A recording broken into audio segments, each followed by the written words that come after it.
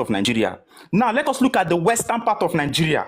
You see, when the system of indirect rule was introduced in the Yoruba land, which is the western part of Nigeria, okay, the Obas, because that is the name of the kings in Yoruba land in the western region, the Obas were used like the emirs in the northern part. I told you, indirect rule, they will pass through the rulers, isn't it, to rule the people. Now, the system did not prove as successful as it was in the northern region. Now, there were a lot of factors why it was not as successful in the western region as it was in the northern region. One is limited power. The Obas, they had limited power. Okay, they don't have this autocratic power as the emirs in the north. So the people were able to question their government. They were able to question the ethics and ethos of colonization. Okay, now another reason is education.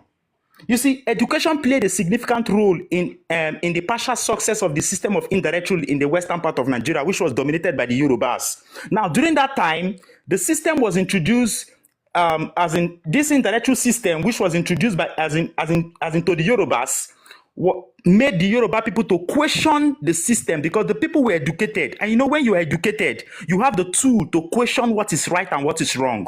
So they were able to question the indirect rule system. Another reason why it was a less success was because the people were not as submissive as their counterparts in the north. You remember that in the north, they were submissive to their emirs, but in the west, they were not submissive, okay? Okay. Now, another reason is religion.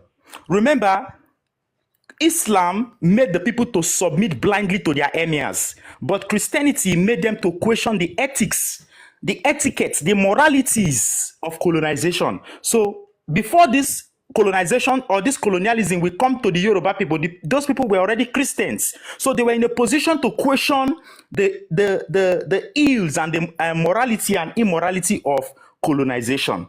Now,